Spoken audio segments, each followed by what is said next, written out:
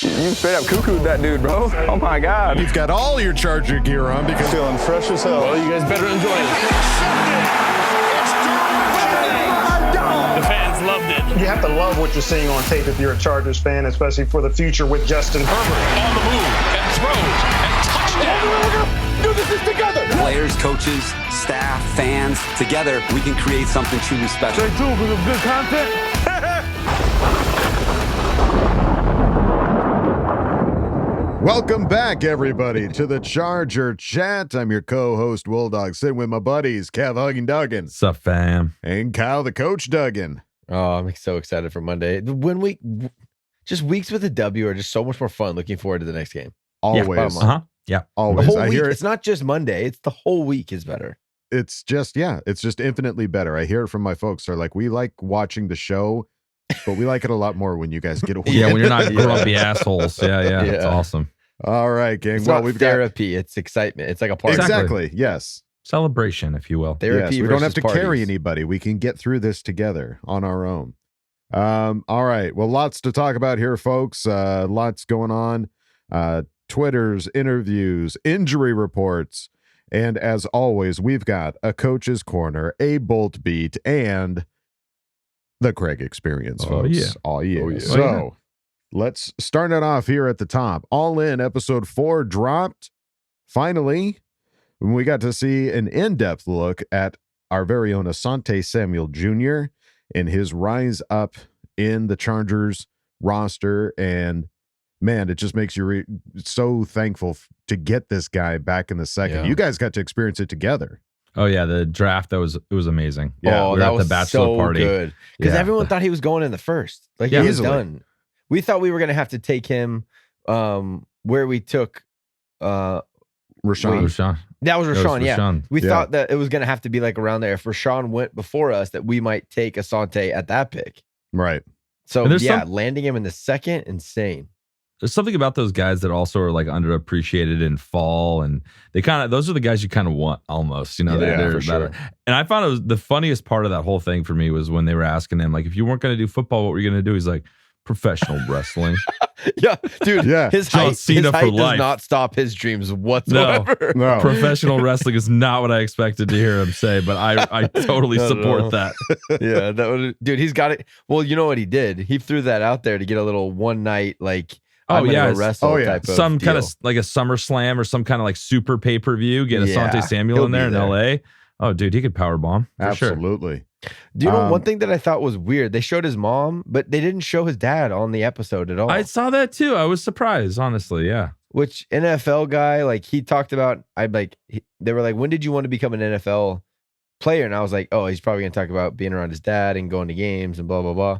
He's like, not till the 8th grade, you know, like when Wrestling didn't work out. when I figured the WWE wasn't a Had to thing let those anymore. go. Yeah.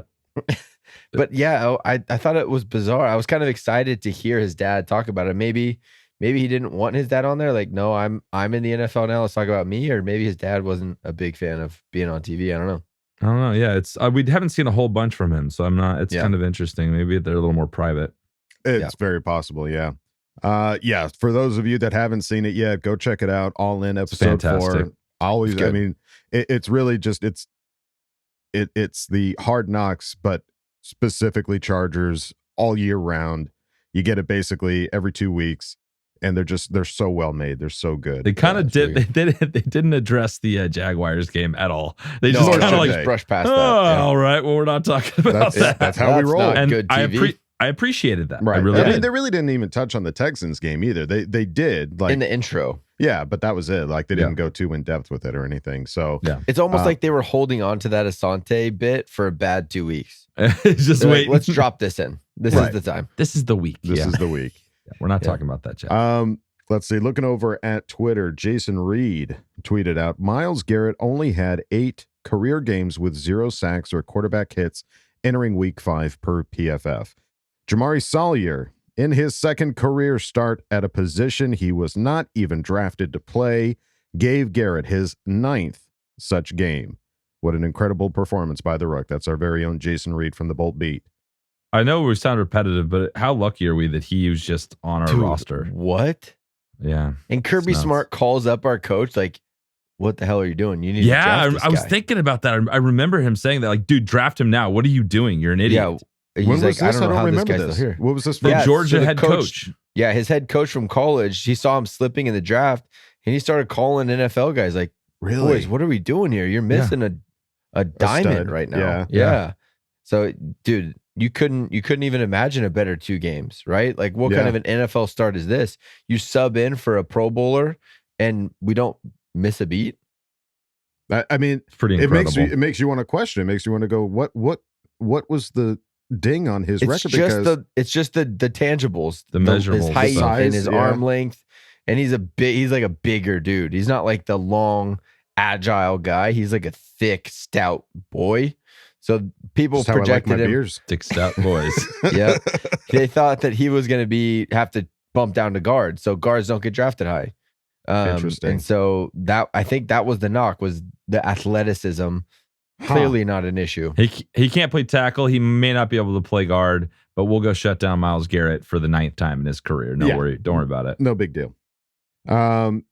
That is awesome and great point by Jason Reed. Jamaree Salyer, I guess, was interviewed recently by Chris Hayre, and Chris Hayre asked, "How would you describe the last 2 weeks or so?" Salyer said, "It's been a blessing of an opportunity. Really, it's special. To me, it comes down to it. All the work you do in life, all the work you do, even as an offensive line, it all amounts to game day. I feel like the things that are happening for me personally and for our offensive line and for our team is just an accumulation of all the work we have put in thus far." It's crazy to think about what a whole lifetime of playing football leads up to this guy debuting because the starting left tackle gets hurt and he gets a shot. Right. Yeah. It's like I coach flag football with little 5 to 7 year olds, and like those kids playing, like that was Jamaree Salyer at one point. Yeah. He played football for his entire life leading up to this opportunity. Wow.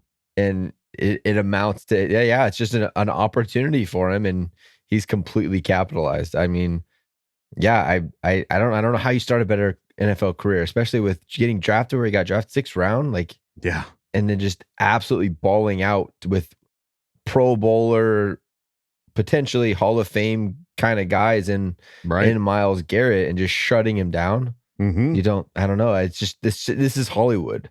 This also, like, we're kind of lucky, like injuries leading to starting.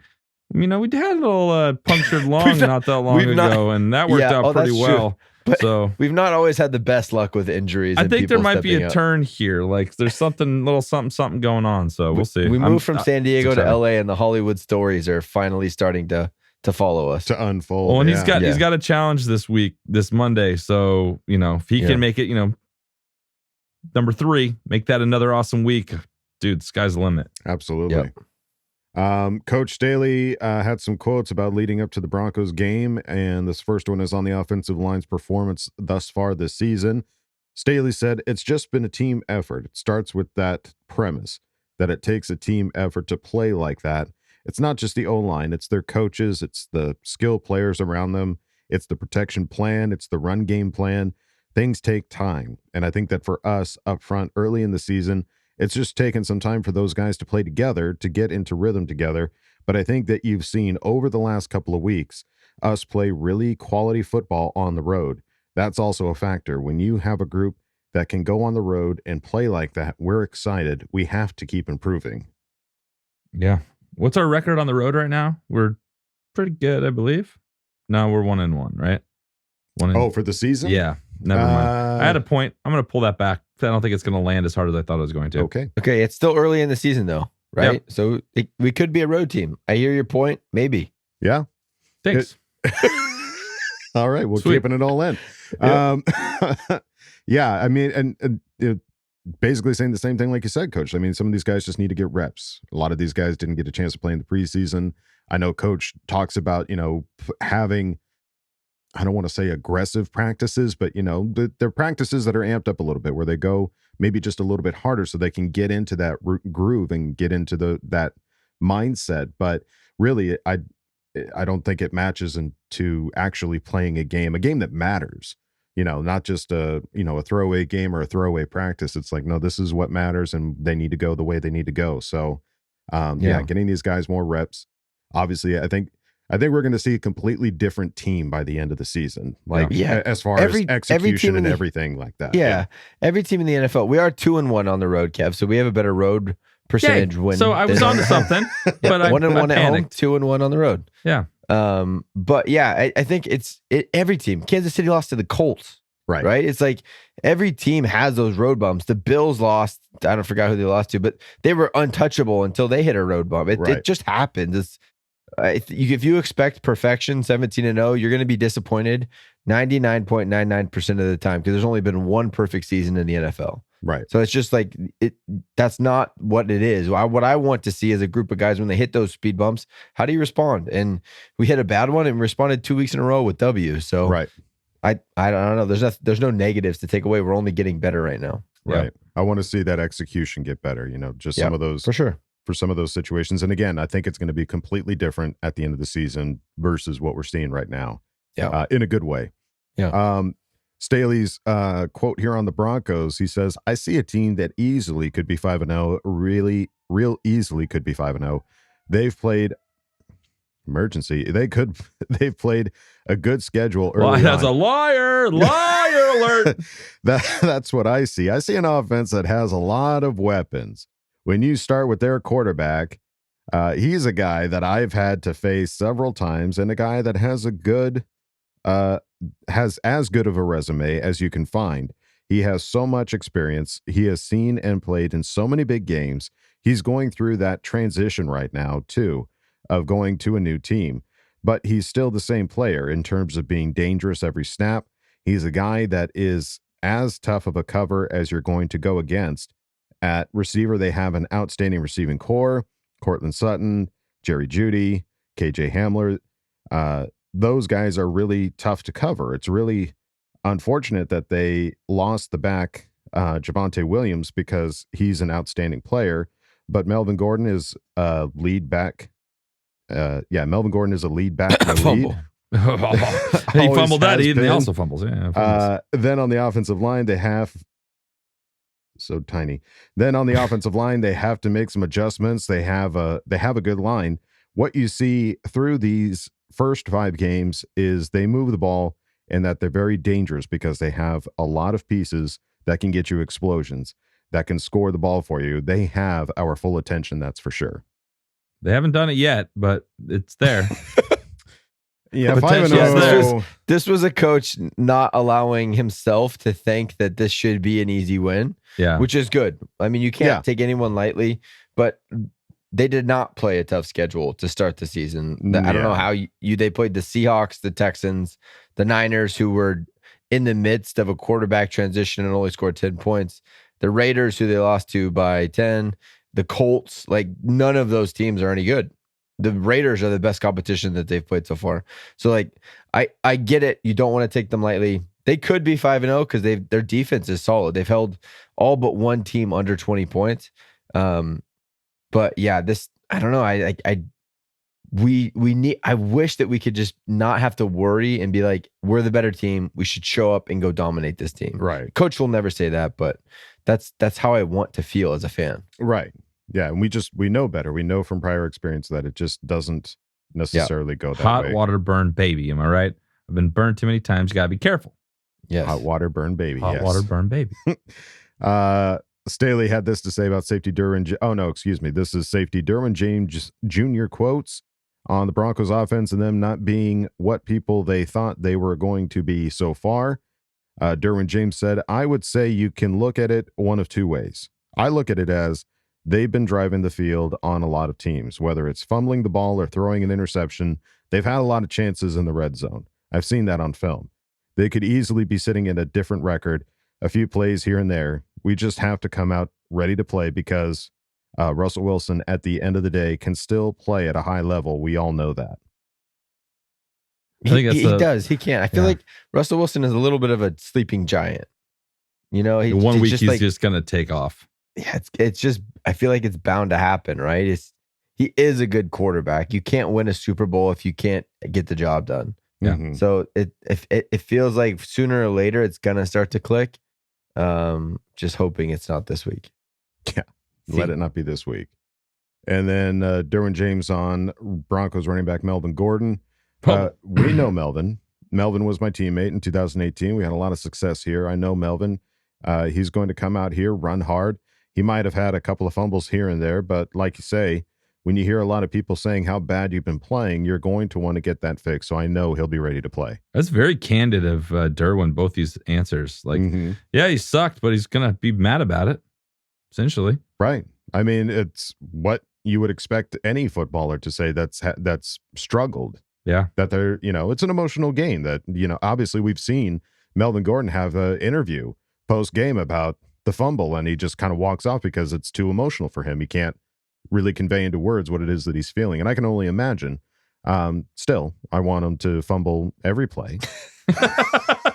Every play. Every single one. I want him to have the extra greasy fingers and for us to take advantage of that. Yeah. But he very well could come out to play angry, and that's fine. I want him to be angry. I want him to see red and to not see the football and to fumble it. You guys both saw that him like being interviewed after one of the games and being like, you said in the last interview, you told us about how you're working on fumbling and it's still happening. How do you feel about that? He's just like, and he just like left. He walks off. Yeah. I'm hoping for another one of those press conferences like that this week. All right. Another one. Like whoever that question was Daniel from. Popper can just slap it down. Come on, Popper. I know you don't listen to this, but somebody get this to Popper. Ask him a question if you run into him. How does it feel? If you run into him. How does it feel to fumble so much? Yeah. Yeah. What are you doing to work on it? Preferably before the game so you get in his head. What do you feel right now? Yeah. How are you feeling? All right. Well, let's look at the injury report here for the Chargers. Looking not too shabby this week. Pretty healthy. One of the healthiest we've had, honestly. No DNPs, no did not practices on the board. Although it is a kind of a modified projected injury report since we Thursday practice on the Monday night game. Yeah. As it stands right now, Keenan Allen. God, again with the writing could not be tinier. Dustin Hopkins and Trey Pipkins got in limited practices. So Keenan Allen getting a practice, that's what's most important there. He's hasn't been practicing. He's out there. And then Justin Herbert, Zion Johnson, Josh Palmer, and Kyle Van Noy all getting full practices in. So really, anybody that's not on the IR is practicing, is out there getting some reps. So you love to see it. Man, how big of a boost would Keenan Allen be for Sunday? It'd be huge, obviously. I mean, we've seen situations. I think Daniel Popper just tweeted something out about like if Keenan Allen was out here on this particular play, that fourth down that we at the end of the game. Yeah, because on that fourth down at the end of the game, he was looking Mike Williams no matter what. He was going to one person. Right. But if you have two guys on the field that you have that same confidence in, it frees you up to make a read and go. Not just Mike Williams, I'm throwing it no matter what, and we saw him doink guy in the back of the head. You need that second guy on the field. The other guys have done great. They blocked well. They catch balls when we needed them to make catches. But you have Keenan, Gerald Everett, Mike Williams on the field at the same time. I think that it blows this offense up. Absolutely. Yeah, Haley Allwood tweeted out Keenan Allen update per Brandon Staley. He will be out on an individual period today, but is still considered day to day. So he's out there. We'll see what it means if he can go. Just don't get hurt again. Like tweak it again. Yeah, no setbacks. No setbacks. I think we're going to be a different looking passing attack when he's back out there. Hands down. The third downs we get into aren't going to be as stressful as they have been. Yeah, and looking at the Broncos right now, they've got a 2-3 record. Let's see, what are the games that they won? They beat the Texans. Beat the Texans, and they beat the Niners 11-10. Okay, they're not scoring much. And then they lost to the Raiders and lost to that amazingly awful Thursday night game that everyone's still talking about. But somehow the Bears and the Commanders gave them a run for their money. I don't know what's going on. Did. Yeah, at least they were able to get some touchdowns. Yeah, the game against the Colts was just truly one of the worst games ever. It was hard to watch. Not even just worst Thursday night. And they're coming off that. They had a long time to sit in that. So what does that mean for them? You know what I mean? Like, it's a good question for their team. How do they bounce back from adversity like that? Yeah, right. How are they going to respond? Yeah, we'll find out. One of the big question marks in that organization is head coach, right? Yeah, like who is this guy as a head coach? seemed like they pulled him just to try to get Aaron Rodgers. That didn't pan out. And now it's like, who do we have coaching this team? It's tough to motivate a team after a really pathetic showing like that. You have players throwing their helmet in the end zone after not getting the ball thrown to them. It's hard. It's hard to turn things around. We'll see what kind of a leader their coach is. All right. Yeah, because as it stands right now, they've got a pretty extensive injury report as well. Massive. There's like 20 guys on here. Yeah, I see there's a lot of limited practices, but you've got 1, 2 did not practices, a lot of limited practices, and then a few full practices. But I mean, that's a big list of just injury report. And then you've also got the guys that are on injured reserve or were just recently placed on injured reserve. Most recently, Garrett Bowles for their offensive tackle, Ronald Darby, their cornerback, Randy Gregory, linebacker, Javonte Williams. They talked about that was just October. That was just October. Yeah. So they're not what they were when they came into the season. They're they got bitten pretty hard by that injury bug. So really bad. You know, does that mean that they're going to be an easier team to play against? No, we shouldn't think of it like that. But should never be their offensive line is definitely different than what they had intended. Khalil Mack should have a field day with whoever they put in front of him. That would be the goal for sure. Got to get him a couple sacks this week. As it stands right now, Russell Wilson, over 1,200 passing yards. Javonte Williams, over 200 yards running back. He's been on the IR for 2 years. Injured He reserve, missed the week, and he's still the highest rushing. Yeah, yikes. 200 yards rushing on the year, and he's leading the team. Yikes. Yeah, and it's crazy because Wilson has 4 TDs, 3 interceptions. It's not like 16 sacks. Yeah, he's getting sacked a lot. We should get after him. You know what I mean? This should work out pretty well. Let's make it an even 20. Yeah. Yeah, at the very least. Going 4? I like that. I do math. I do math. Well, folks, we've got some exciting news coming up here. This is big. This is a big deal for the Charger Chat. We've talked about this before, behind closed doors as far as what it is that we want to do with the podcast going forward. And nothing is changing as far as what you guys get. You guys are still going to get the same thing Tuesdays and Fridays. But we are going to be starting something else, a little extra, putting a little extra effort into this podcast, and we will talk more about it on the next episode. So and all the people that reached out be like, guys, why don't you do this? We heard you and we're doing it. Oh, really? Yeah. There's a lot of people that reached out. This isn't our idea. This is somebody else's. It was like, we were on the precipice and somebody just like pushed us really hard. A whole bunch of people just like battering around us. All right. It's very vague.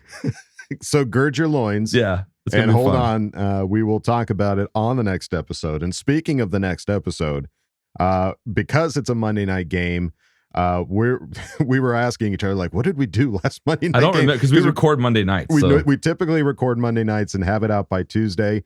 So because the game is on Monday night, we will be recording our Tuesday episode immediately following the game on Monday night against the Broncos. So if you want to be a part of our next episode's Ask Bolt Fam segment, make sure you get your questions into us immediately following the game. Like immediately. Like immediately. I'm probably going to be just straight up reading them from either Twitter and Reddit, like just going to the websites. It's going to be disorganized. It's going to be a mess. But we still want to do it. It's going to be fun. It could be a good method to the madness. So I'm telling you right now, if we miss your question for the Ask Bolt Fam segment, I apologize, but we will get to them. We might do them on Friday's episode, or we might just wait till the next Ask Bolt Fam. This might just be a weird Ask Bolt Fam episode. If you got your journal, you got your notes section, you got one ready, prep it. Get us ahead of time. Yes, and then we'll be ready to knock that shit out. You know what I mean? We will do our darndest. I promise. You know what I mean? We're here to help. We're here to help, and we're also here to tell you about ChargerChat.com. It's our website. It's got some awesome stuff over there, t-shirts, hoodies, and stickers. You can chat it up with other Charger Chatteteers in our members section and ask questions and Ask Bolt Fam. So if you want, go check it out, ChargerChat.com. All right, gang. Well, we talked about on the previous episode, a couple of you were asking Coach some specific questions. We love the specificity of it. Love it. So we've got some specific answers, and they're sitting over in Coach's corner. Let's go. Great moments are born from great opportunity. All comes down to today. You take this helmet and you put it right in his numbers, okay? I want to see nothing but snot bubbles in his nose. A lot of people want to blame coaches for a lot of things. Nobody puts coaches Trade up, in and we shut them down because we can. It's because I believed in you. And I wish I could say something that was classy and inspirational, but that just wouldn't be our style. Let's do it. That's right, gang. It is time for the illustrious Coach's Corner. And again, you guys reached out with specific questions. We love it. We love it so much. Kyle, what are we looking at today? All right. So we had two different people. I know the Broads were one of them. And then there was another person that both asked about the running game, specifically Joshua Kelley. So I just have two plays we're going to look at. One is a 12-yard run, which is that's just an extremely good running play. If you can get 4 yards on a run play, thumbs up. Great play. Mm-hmm. So we had a 12-yard run, and then we'll look at Josh Kelley's touchdown run next. Both have a little bit different elements. One is Josh Kelley manipulating the defense. This one here, I love looking at it because it's a change, what I believe in the scheme a little bit from the previous weeks to this week. Again, I haven't gone and dissected every running play like I have these couple from the past weeks, but I don't remember seeing this early on in the season. So what we're going to see, we have 11 personnel again. So what that means is we have one tight end and one running back. So the first number is the number of running backs. The second, last week we looked at a couple of plays of Gerald Everett. He was always detached, meaning he wasn't in a 3-point stance. 3-point stance means you have three limbs touching the ground. So he has both feet and a hand. So that's a 3-point stance. He was always over here like Josh Palmer. He was standing in a 2-point off the line, detached. Mm-hmm. Already a change from what we saw against the Texans. And what we do here that's fun to watch is we turn into a more of a man running scheme as opposed to zone. So a zone running scheme, say we're running the ball to the right. So we're running the ball this way. Mm-hmm. Every one of these offensive linemen will start to step right, and then they have a zone. So for instance, Zion Johnson, this would be his zone. This would be Pipkin's zone. This is Everett's zone. So anyone that comes into this lane, this zone, they have to block. So for instance, Zion Johnson would pick up this guy. Easy, right? Mm-hmm. But what happens if he stunts out here right away? He would run into Trey Pipkin's zone, and then Zion would have to quickly adjust, pass him off, and then work up to linebacker. So zone blocking is a lot more cohesiveness, working together, passing guys off. Everyone has to pick up hat on hat. It also requires your running back to go sideways, find where they have the hole in their defense, and then attack it. So it's a great system. It's just, in my opinion, it requires a lot of people to work together. And it's almost like a ballet. Okay. It's like a ballet. Whereas man, it's like we're all working together. It's fluid. It's movement. There's no gap we're running to. We'll start going this way, Josh. And then if this hole opens up, run there. If this hole opens up, run there. If we get to the edge, run there. It's just a little bit more fluid. Whereas, I don't know, a more aggressive dance style that man would be. But I have a guy. So for instance, what we're going to run is a trap. So you're going to see Matt Filer right here. He's going to pull. Easy way to tell we're in man and we're in a man blocking scheme is start seeing pulls, you know you're in man. So Filer is going to pull and kick out this end. This guy right here is going to get kicked out. Now, everyone has down blocks. The reason I love man blocking schemes is there's angles everywhere. So everyone has an angle. So Pipkins is going to down block. He's got an angle. Gerald Everett's going to down block. He's got an easy angle. Palmer, we don't have to block this guy because we got an extra guy coming. He's going to down block. He's got an angle already. So everyone has these really good angles to start on. Instead of we're all going to move right and see who comes into our zone, I'm going to go blast 35 and I'm going to take him into the next universe. I'm just going to hit that guy as hard as I can. I know who my man is. I'm going to go hit him. Yeah. So it's a little bit less adjusting on the fly, a little bit more. That's my guy. I'm going to go destroy him. Yeah. So I'm going to run the play so you guys can see it. Then I'll stop here and there just to talk a little bit about after we watch it through one time. Josh Kelley's going to head to the right, and he's just going to it's just I just love this type of football. It's more I'm going to beat you up, run over you type of football. Downhill, everyone has angles. I'm going to find the hole. It's just easy. Like for a running back, that just looks like an easy play. Makes it look There's easy, not a lot. it's just not a lot to read. As you watch it again, guard's going to pull, kick out the end. Everyone has a downward angle that you're going to catch a guy. You don't have to beat him. You just got to get in the way. And then we're picking up 12 yards. DeAndre Carter just has to touch a guy for a second, and it's an effective block. So I think that the man scheme, it helps the wide receivers a lot too, being more effective in the running game, because it's not let me try to read who's going to come out here, and it's just easier. A couple little technique things that I thought were really cool. Gerald Everett, we have not seen, I haven't focused on in the running game much because he's always detached. What he does here, it's really cool. Watch his first step. So his right foot, this end, his job, he's reading through Gerald Everett. So that's where his eyes are, to the backfield. So depending on what he does, it's gonna tell him what to do. If Gerald Everett were to sprint down, this guy would come like a bat out of hell off the edge to replace. What he does is he takes one step outside before coming down to block on the backer, and it freezes him. It gives Filer enough time, that little step, just one step to freeze him, gives Filer time to come out and kick out. The other thing that we do to freeze him, this is the big piece of this play that we need to stop him enough to allow Filer to pull, is we motion DeAndre Carter over. You'll see him motion.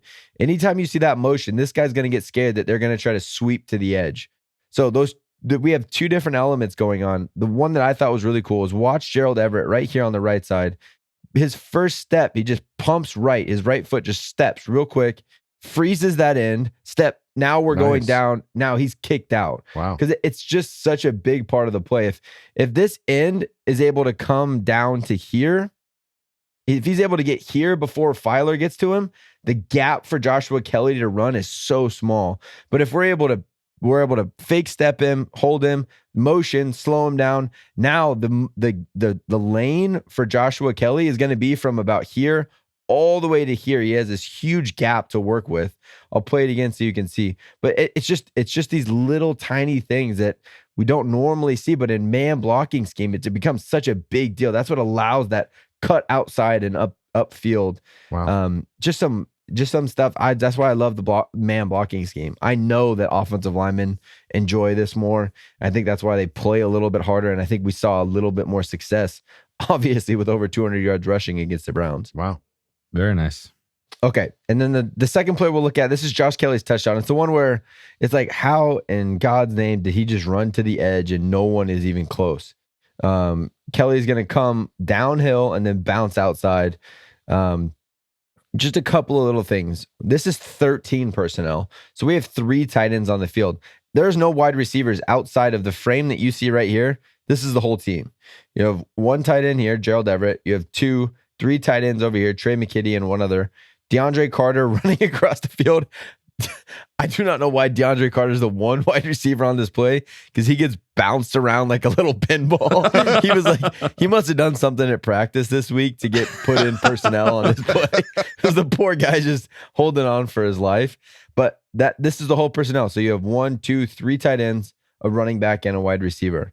That's everything. It's all tight in here in the box. You're trying to draw everyone in. If there's no wide out, there's no corner, there's no need for him to block, right? So you're trying to bring everyone in. I think looking at this is where you look to see a running back with vision. Back here, he's not just like, oh, I'm supposed to run A gap. I'm going to run A gap. These running backs at this level, they are before pre-snap. You know how a quarterback has pre-snap reads? So do running backs. They're looking at everything. They're looking at who's the personnel out here. Do they have a safety on the edge, or is this a corner? Because if this is just a corner out here, I like my chances against that guy. So they're here assessing everything. And that's a big part of playing the running back position, is knowing what my blocks are going to develop and where I'm going to cut before the play even starts. So I think this play, you're going to see Josh Kelley. I think the play is developed to be an inside run. I think he's supposed to work in here. They're going to motion DeAndre Carter across. He's going to sit here and pretend to get pinballed around and block the guy on the edge. I think he's supposed to work here, but this is a little bit more of a zone blocking scheme. You're not going to see pulls. You're going to see a double team here with them working on him up to here. He's going to block big on big. This is a zone blocking scheme where Josh Kelley saw, you know what? If I just take a couple steps downhill at this A gap, I can manipulate these guys in enough that I'm going to be able to bounce out. So watching this play, this is where running backs, man, it's not just give them the ball and they're going to go where they're told. Some of it, you need to have some vision. I'm going to run the play. You'll see Josh Kelley, his initial angle, it's not a sweep. It's not a toss. It's not, I'm just running to the edge. He's going to come up, manipulate these guys to take some steps in. They get lost in the gigantic mess that's over here and allows Josh Kelley to bump outside. So this is one of those plays where you got to have the running back, who you have back there makes a big difference. I don't know if Sonny Michel does. He may. I don't know if he does it though. See, straight uphill, boom. He knows that little manipulation by taking those first 2-3 steps inside is going to bring that corner down. Corner gets lost. That's all it takes in the NFL is a little bit of leverage. Now I'm out. I'm gone. I know I'm going to beat everyone to the outside. DeAndre Carter blocked 3 people on that play. DeAndre Carter got blocked by 3 people. Go look. He just gets swallowed by 3 people. He just gets absolutely pinballed. Watch this guy. Watch DeAndre on the edge. Poor guy just. He got hit by swallowed. 4 people at the same time.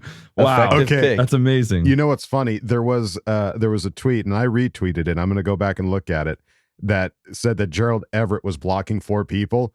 It wasn't just Gerald Everett. DeAndre Carter is so small. 5 he is people in front of Gerald Everett. I don't think you can't see DeAndre Carter in front of him. No, he's in there. That is hilarious. Yeah. DeAndre Carter, I mean, take one for the team, bro. Yeah. Gerald Everett does have a great block. Like, he stands this guy up. This is a defensive end. He just stands up out of a 3-point stance.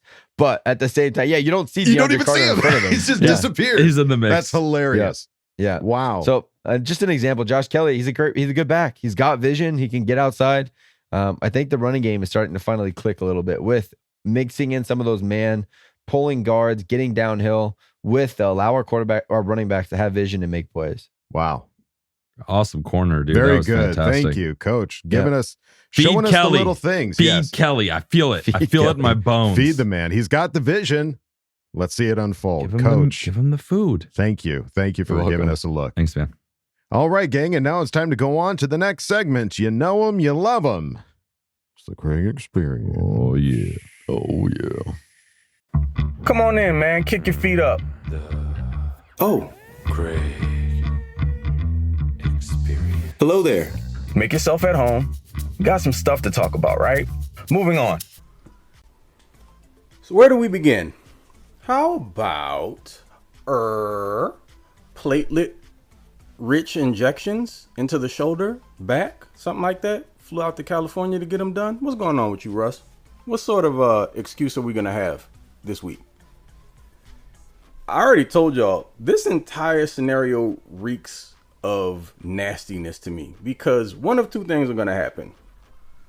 Russ will come out, stink up the joint, and he's got a built-in excuse because apparently there's this phantom injury that occurred a few weeks ago that no one knew anything about, and suddenly he blows the last game, and now it's probably due to injury because apparently, I've mentioned this before, your neck, back, shoulder, all that stuff are connected to like your retinas or something. I don't know. It's not something I ever learned, but I guess you're informed of something new every day. You should always be learning each day.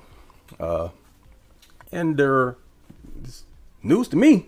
But if he pulls out a win against the Chargers, then he'll be a hero because he went in battered and bruised and pulled one out.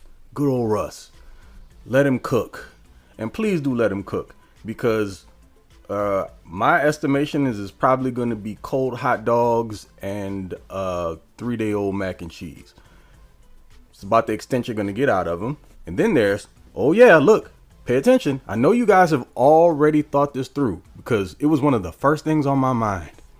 Melvin Gordon in prime time. That's right. Give that man the ball as much as possible. Take it off Russ's shoulders, his hurt shoulder or back or whatever the hell it is, and let Melvin run it. Just give it to Mel as much as you can. Phenomenal running back. Love that guy. We all have fond memories of him as a LA Charger, a San Diego Charger as well. Wait, did Mel play when they were? No. Yeah. It's all starting to run together. Whatever it is, he ain't it anymore. He's a Denver Bronco. And by all means, you folks knew what you were doing when you signed him. You knew what kind of player you were getting. That's a top back in the NFL. And yes, I am saying all this tongue in cheek. I'm being extremely sarcastic because I want Melvin Gordon to touch the ball as many times as possible because there is almost a guarantee. I would say about 98 to 99%, especially, but that actually goes up to like 99.9%. If you hand him the ball inside the 5-yard line, there's going to be a fumble. It's going to happen. You can bank on it. You can set your clock to it. There are 3 things that are for sure in life: death, taxes, and a costly Melvin Gordon fumble. And I, for one, cannot wait. I'm going to be waiting with bated breath in front of my television, literally just trying to, and I don't know, what's the over-under on amount of carries before it happens? Because it goes up exponentially in the red zone, but just regulatory carries, it can happen anytime on the field. That man is Mr. Thanksgiving. He's all about handing it over. All the side dishes. Stuffing, the mac and cheese, the turkey. He wants everyone else to have a cut before he does. Give out the pumpkin pie because that's just the type of giving person Melvin Gordon is. Unfortunately, in football, that's frowned upon. But enough of my Melvin Gordon rant. Let's talk about the Chargers because it's a Chargers podcast. I want to bring to the attention the change in the running game. And if I'm not mistaken, I think Coach has done a coach's corner about some of the running plays. So I'm just going to give my 2 cents. What I observed in a rewatch was that it appears the Chargers are running less zone and more power scheme concepts, more man running game. And the trade-off there, well, not necessarily trade-off, but the adjustment that was made there is the fact that you have less athletic linemen, particularly on the left side of the offensive line right now, currently. Things are presently constituted. For a little bit, you were without Corey Linsley. Matt Filer's never going to be in anyone's Olympic trials. And also at left tackle, we love Jamaree Salyer, but what he is not lauded for is his athleticism. Strong as ox, strong like bull, but, not the fleetest of foot. But that said, dude's got an anchor unlike any other. And if he gets his hands on you, you are pretty much done for. So what they've done is taking advantage of that. And when they're running to the left side, I've seen a little bit more power runs as opposed to the zone stuff because, like I said before, less athleticism. You got brute strength on that side. Let those boys get upfield and plant people. On the right side, a little bit different. Well, now that Corey Linsley's back, you can probably run a little bit more of it as far as zone is concerned. But I think they found something with power running that they should continue to incorporate into the game plan. I'm all about that. Y'all know how much I love the running game. And I want to see more of it moving forward. I want to say there was an even distribution between pass and run last week, which is practically unheard of. I don't know the last time that happened with the Chargers. But Joe Lombardi was all about the balance that last week. And cool. Let's keep it rolling. Sony Michel had 1-2 carries? Let's bring that down to 0. Zero. Nada. Zip zilch. Perfectly fine with it. 0 carries for that dude. Let's bring up the kid. It's time. Sony, it was cool. It sounded great when they signed you.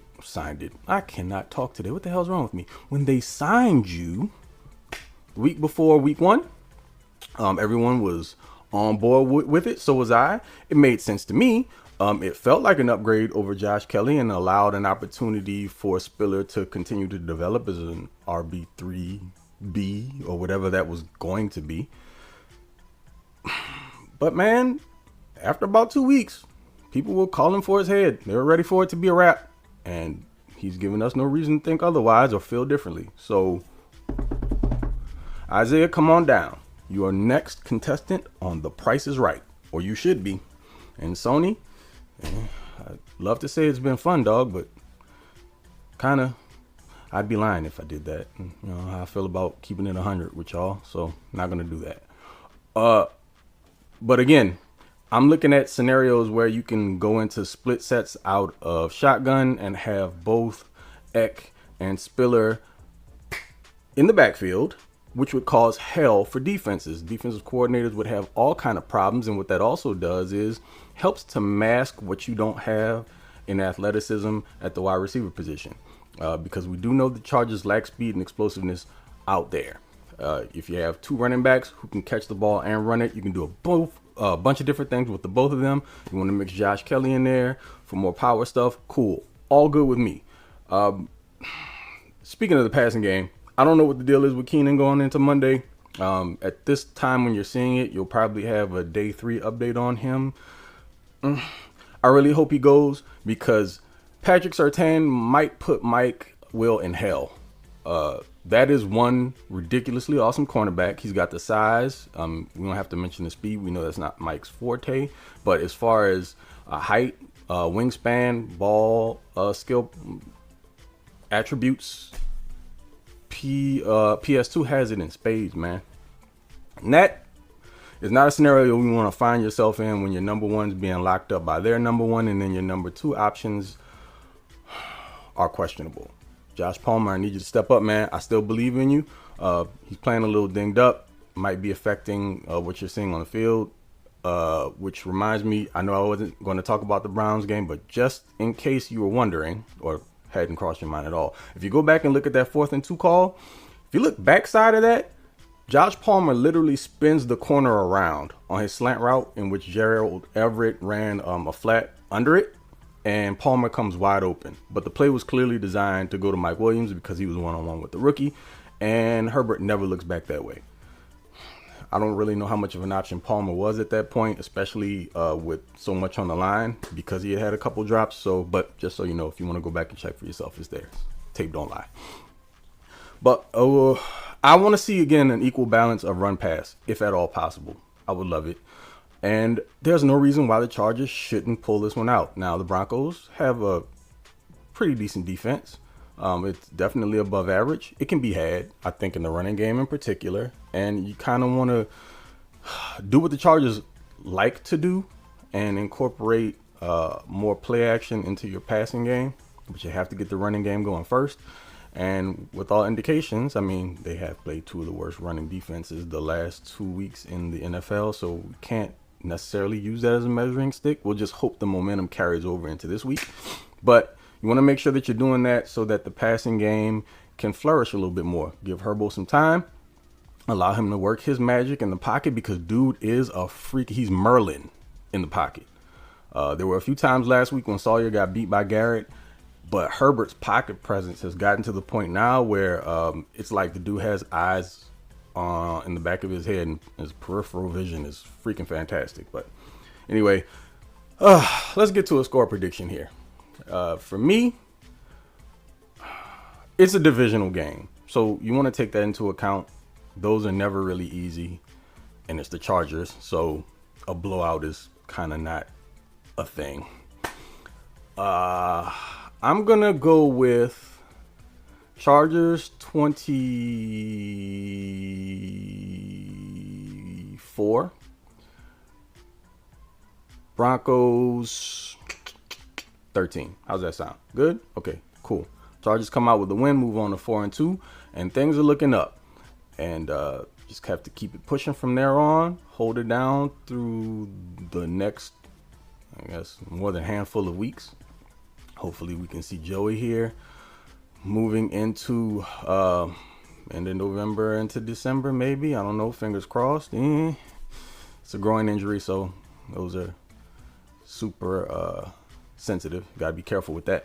But as they gain some health here, and maybe a possible Rashawn Slater return end of the season, going into a playoff run, and again, cooking with gas. So keep it optimistic, people. Keep the good vibes going. Spirit fingers. And again, it's been fun. Well, this past week going back and forth with a bunch of people, kind of sort of been fun, but not really, because some of y'all are crazy. But anyway, y'all know who it is. It's Mr. Bolt Gang, or Do Not Bang, aka TOP_FLYT3 over on Twitter. And also you can catch me, yes, on my YouTube page at the Flight Deck. Charge it to the game. Post-game reaction vids come either Sunday or Monday. Trying to keep a schedule with that. Also, I love to try to do it on Monday to give myself an opportunity. Oh, you know what? Forgot. This is a Monday night game. So it's either going to come immediately after the game on Monday night, or maybe early Tuesday. I don't know. Again, I like to sleep on it so that, like, I'm not super in my feelings about whatever happened during the game, and I have an opportunity to kind of think it through and flesh my thoughts out and give it to you that way. But we'll see. Depending on how things go, I might be super excited and ready to get rolling, or I might be pissed and ready to go. Either way, it'll be fun, and we'll do our best to make sure that we find a silver lining if it isn't great, because we are all about the positivity here. And yeah, shamelessly, that is the motto. So again, catch y'all in the next one. Take it easy. Okay, love you. Bye. Craig bringing the energy. That was great. This was one of your best, Craig. Yeah, that's claps. Great, Craig. That's in the Hall of Fame for sure. That's in my top. Some strong, bold takes. Sony Michel, just get out of here. Thanksgiving for Thanksgiving Gordon. Give it. Herbert, Merlin in the pocket. I mean, come on now. Merlin in the pocket. I like that. That's a shirt. Yeah, that's a shirt. That's an artist rendition. Somebody's got to draw that up here. Well, it's got to be a shirt with a pocket and then just Justin Herbert's head sticking out of the cup. But somehow Merlin too, with like a big. He's got to be a Gandalf. He's got to have a beard and a staff. Right. And thou shalt not pass. We'll get it on the Charger Chat shot here in the not too distant future. That's it. Pocket shirt, just his head. Just his head. Beard. Craig, dude, always with Fantastic. The hot takes, man. Thank you so much. And awesome, the running game, you and Coach were on the same page. Oh yeah, dude, you guys were calling it. I mean, Craig, watch it. Watch the coach's corner. It's uncanny. Feels good when Craig agrees. Yeah, I know it's usually absolutely right when both of you are on the same page. Exactly. Craig, again, thank you, dude, so much. That was awesome. All right, well, now let's go on to the next segment. It's Bolt Beat with Jason Reed. Eat your Reedies. Let's go. Welcome back to another edition of the Bolt Beat. I'm Jason Reed, acting editor over at boltbeat.com. Follow us over at boltbeat.com or on Twitter at BB_Chargers. You can follow myself as well at Eat Your Reedies. Always got to get a little bit of self promo here at the beginning of this. Week 6.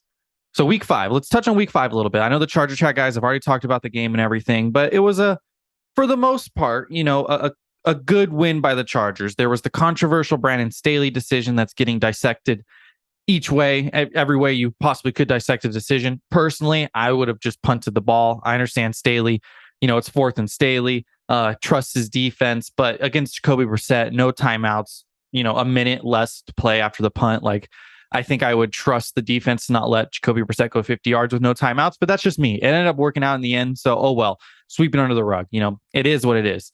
They got the W. The Browns are a better team than their record indicates. It was a tough matchup for the Chargers, against the run defense, or against their rushing attack, I should say.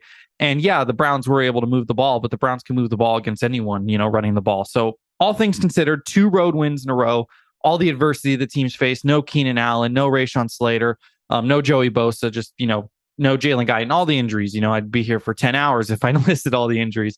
To be able to win back-to-back road games, I think is a big deal, and it can hopefully give the team some momentum moving forward as we head into a week 6 matchup against the Denver Broncos on primetime. Everyone's sick of seeing the Broncos on primetime. They're going to see them again. Hopefully the Chargers can make it a more entertaining game for the non-Chargers and Broncos fans out there. But first, though, before I talked about that game, I wanted to touch on Joe Lombardi. So Joe Lombardi is a controversial figure, to say the least, with Chargers fans. Obviously, the offensive coordinator, for those that aren't aware. And a lot of fans don't like Joe Lombardi. They, it's constantly fire Joe Lombardi, blame Joe Lombardi. Anything happens with the Chargers, if the Chargers fumble on the kickoff return, it's Joe Lombardi's fault. That's how it feels nowadays on social media. And I've been quick to, I don't want to say quick, but I have, given Lombardi criticism when it is deserved. Even on this podcast, I believe I've criticized him being too passive in the second half, this, that, or the other.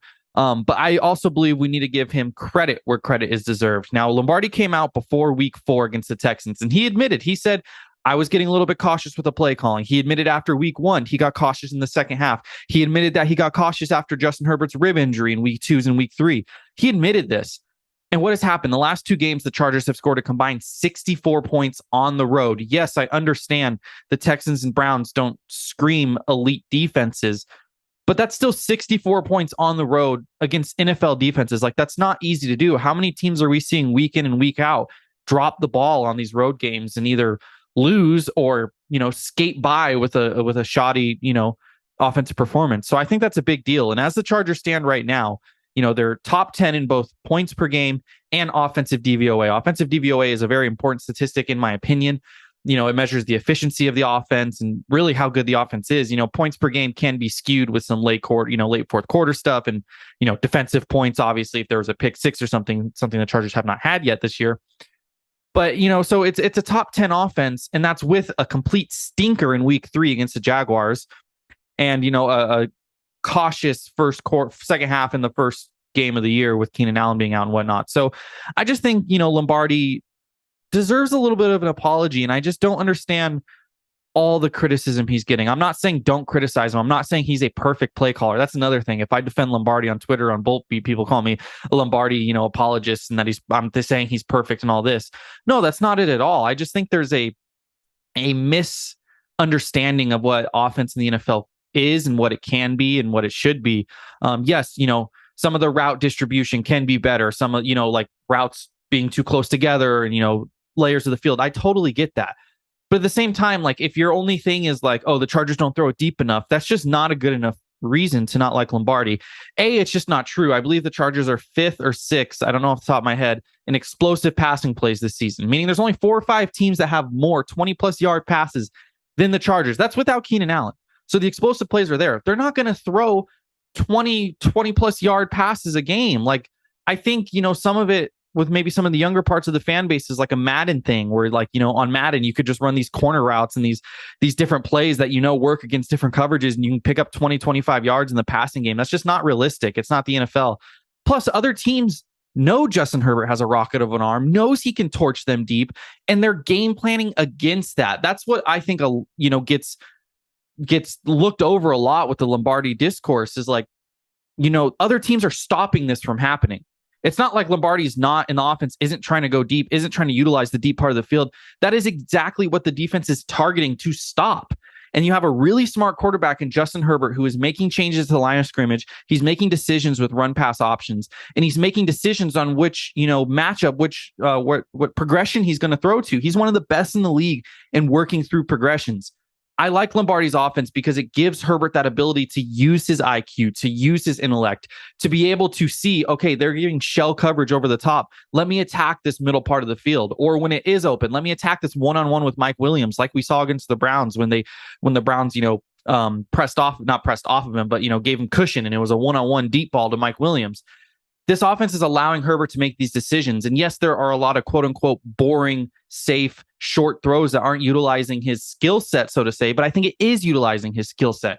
What's better, a 4-yard completion or a 25-yard incompletion?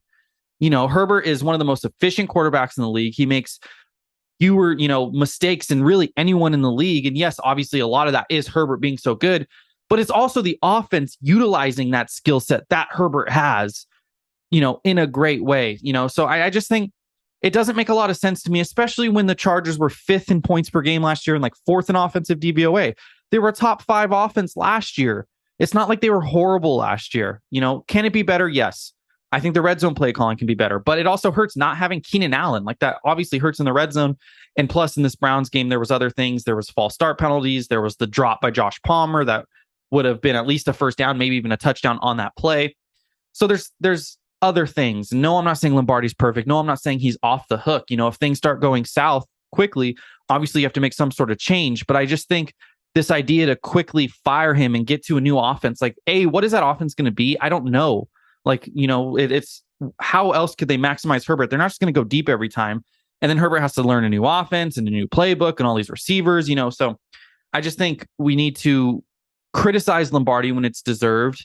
And we can call out like, hey, why'd you run a halfback pitch there on a 3rd and 1? But at the same time, like calling for him to be fired and everything, it's very nearsighted. They're not going to get a new play caller that's suddenly going to open up the offense. If anything, the offense is going to take steps back because it's going to have to go to their base offense, their vanilla offense, and they're not going to be able to do some of these adjustments and, options and the routes and everything that they're doing now. So I just think we need to kind of slow down a little bit on the Lombardi hate as of now. Now, if the end of the season rolls around, the offense is disappointing, they can't make big plays in big moments, sure, then you make a change, then you at least consider a change. Right now, it doesn't make a lot of sense to me. Going into the Broncos-Chargers game Monday night, I think we're going to continue to see this offense, play well, especially if Keenan Allen returns. Now, he was individual practice on Wednesday. His status is still up in the air. I'm not banking on him playing. Maybe by the time you listen to this, if it's later in the week, you will know if he's playing or not. If he does play, that's obviously a huge boost to the offense. I still don't think he'll play a lot. I think they'll have him on a snap count and everything, kind of keep him in the game, keep him for later in the game and whatnot. Maybe we'll see like a first and fourth quarter thing where he doesn't play the middle of the game. But I think the offense is still going to do well. Denver is 4th in points allowed per game this season, but they really haven't played any great offenses. I mean, they got the Colts, who have been an absolute dumpster fire offensively. Matt Ryan looks like a bottom 5 quarterback in the league. They played the Texans, who scored a lot against the Chargers because they rushed the ball well, but like still isn't a dynamic offense. They played the Seahawks, who statistically actually are one of the better offenses in the NFL, but it was also week 1 with Geno, a lot of emotion going into that game. So I wouldn't, necessarily say it was the best version of the Seahawks. And even then, like Geno, like we'll see, over the course of 17 games. They played the Raiders, who they allowed to score 32 points.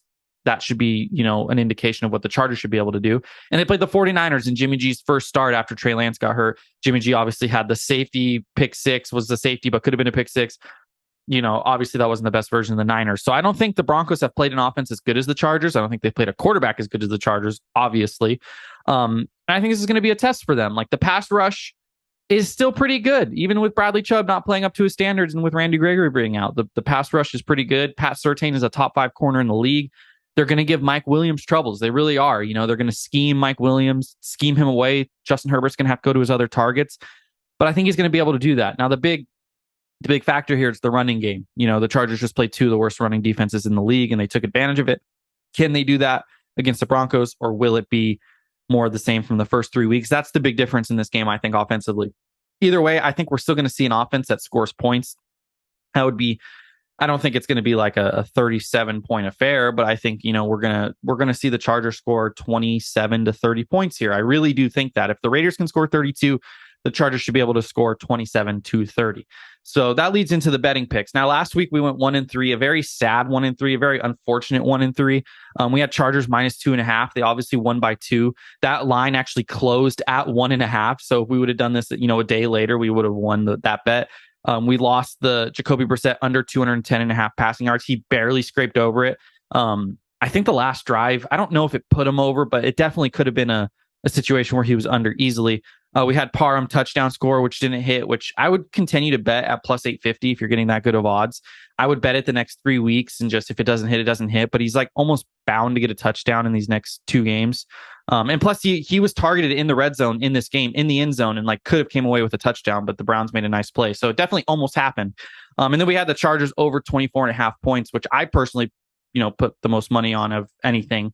That was my biggest bet of the week just across all NFL, and that easily hit. The Chargers hit the over their first drive of the second half. So that was never in doubt for me personally. 1-3. This week, we don't have the props up yet. It's a Monday night game, so the props are a little bit later at the time of recording. We don't really have anything, and I don't want to give some half, prop that's like team points or whatever that I don't fully love, even though I do think the Chargers are going to score. Instead, I'm just going to focus on the spread and the over-under here.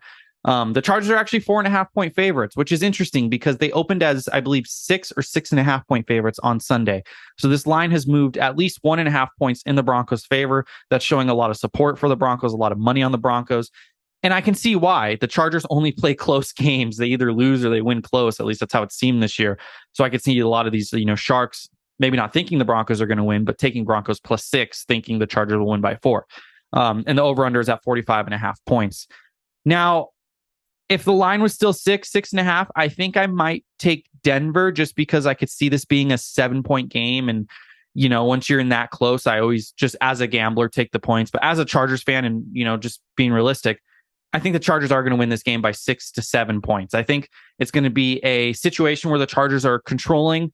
They never quite get out of reach. I don't think it's going to be like a Texans situation where they go up 17, the Texans storm back. I think it's going to be one of those games where the Chargers are like up 7-0 and then 7-3 and then 10-3 and then 10-6 and then, 17-6 and then 17-13, whatever the case is. I think it's going to be one of those games where the Broncos hang in there and the Chargers don't fully pull ahead, but the Chargers almost control the entire game. Kind of like the Monday night game against the Raiders last year. They won 28-14, but the Raiders kind of failed to execute towards the end, but that was kind of a similar kind of aspect in that game. So I'm going to go Chargers -4.5. I'm going to go over 45.5 points. I think this is a great line in terms of Vegas, just picking a great number because it could very easily go over under. I'm thinking we're seeing a 27-20 game. I think we're seeing, 3 touchdowns, 2 field goals by the Chargers, and we're seeing, 2 touchdowns, 2 field goals by the Broncos, something like that. I think we're going to get 27-20 Chargers, which would mean Chargers minus 4.5, over 45.5 points. If I had to pick one that I liked more, I honestly don't know. This game is interesting, primetime games. And the primetime unders have been hitting at an all-time clip this year. So who knows? Maybe it's a 20-10 game. Maybe the defense steps up. I would love to see a 27-0 game. And if you think that's going to happen, bet the Chargers team over. I believe it's at like 20, same as last week, similar to last week. So that's my picks. I'm excited. Primetime. It's always great to watch the Chargers in primetime. Didn't go our way last time. Hopefully it does go our way this time. Quick little factoid to leave you guys with before we throw it back to the Charger chat, guys. Russell Wilson, 0-2 in his career against the Chargers, 0-2 at SoFi Stadium, 4-9 when he's playing in a dome. So just saying, all the stats, all history is pointing towards the Chargers. Let's go back to the Charger chat, guys. Jason Reed also making great points. This has just been a great point episode. Look at us. Everybody, look at us. Look what we're doing. Getting better every week. Extremely positive all around too. Yeah. Like the Lombardi, the great insight on Lombardi. Yes. Loved all that. Loved all of his bets this week. I think a lot of those could hit. He's doing pretty well for a lot of people. So let's keep it up. Absolutely. Jason Reed, thank you so much for giving us another awesome Bolt beat. Thank you. And all right, folks, we're at that point. It's time for us to make some Bolt predictions of our own. So Kyle, start us off. What do we got for Bolt prediction this week? All right. Mine, it feels similar with what I just feel like we're syncing right now. It feels similar to what we had in Craig and the Reed projection. I have 27-13. Isaiah Spiller gets on the game day squad. That is my Bolt prediction. Ooh, I like that. Ooh, Isaiah Spiller is going to play overtakes. Staley's continually said just he needs a better week of practice. Right. Sony getting 1 carry last week. It feels like he's just slowly starting to slip out. I think if Isaiah can have a good week of practice, I think this is the week for him to step up and be a part of the squad. Love it. Love it. Kev, what do we got? Okay, I'm going to go 27-13 Chargers, I think. It's like so, the same exact score. Is that what you just said? Yeah. Kevin Duggan always paying attention. Always listening. Yeah. Wow. Yeah. So I got 27-13 as well. Kyle, good one. Good choice. I'm gonna go with it's for the other team. I think by land and by air, Melvin Gordon is gonna fumble on those 2 different plays. He's going to catch a ball out of the backfield, fumble, and he's going to run and fumble. So it's going to be 2 fumbles from Melvin. By land and by air. We're going to have some fumble rooskies from Gordon. Fabulous. All right. Well, I'm going to go with a palindrome score, 31-13. And I think a shellacking. Yes, and I think Khalil Mack gets themselves 4 sacks. 4 sacks for Mack. I love it. Jot it down. Put it in. Count it. Count it. Oh, God. Awesome. All right. All right, folks. Well, there you go. Bolt predictions in the books. You've heard it from all of us. Now it's time to go get that dub. Again, it's going to be, we're going to be recording right after the game. So I can't stress it enough. If you've got an Ask Bolt fam, get it in. Have it typed, ready to go. And as soon as the game is over, hit the send button. We'll get the tweet posted up here, It'll early. probably go out in the 3rd quarter, to be honest. Keep right at halftime. I'll put up the Ask Bolt fam Twitter. So go ahead and reply there. So have your phone ready. Make sure it's charged up, has enough juice, because we're going to get into it really quickly. So, all right. Well, that's going to do it for us here at Charger Chat. Any final thoughts there, gentlemen? I'm excited for you, Kyle. Go represent us well out there. Yeah. I'll be at the game. I don't know if I'll make Thunder Rally. I'm going to have my whole family, my wife, all 3 of my boys. I got a 3-month-old that I don't think is fit for Thunder Rally yet. So if you guys are around, come find us in this 307. We'll be there'll be a whole bunch of over there. A gaggle of Duggins up there. So go find them. Yeah. We have 3 seats, and we're going to have 5 humans in them. So you'll see us.